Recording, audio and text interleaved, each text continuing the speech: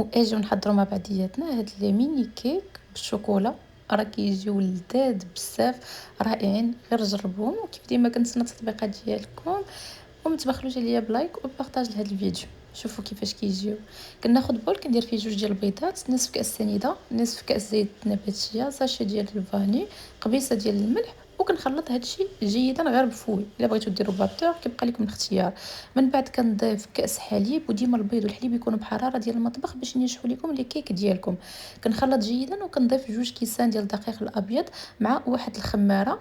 صافي. شوفوا القوام ديال الكيك كيفاش كيجي، ما خفيفش بزاف وما ثقيلش بزاف. شوفوا فريمون القوام ديالو هكا خصو يكون باش يجيكم الكيك ناجح.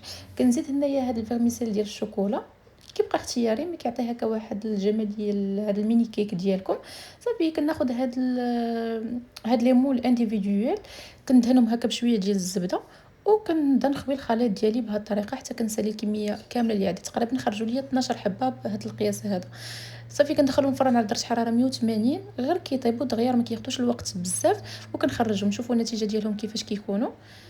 صافي غادي ندوز نوجد معكم الكريمه. غادي ندير جوج كيسان ديال الحليب، عندي جوج ساشي ديال الكاكاو مع 3 المعالق كبار ديال السنيده، وكندير جوج المعالق ديال النشا اولا كريم باتيسير اللي متوفر عندكم.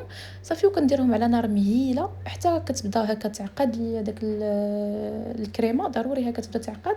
وكتضيفوا اي نوع ديال الشوكولات كتفضلوا، هنا كيبقى اختياري. من الاحسن يكون هكا نوعيه جيده باش داك الشوكولا اولا لي كيك ديالكم كيجيو هكا بنان.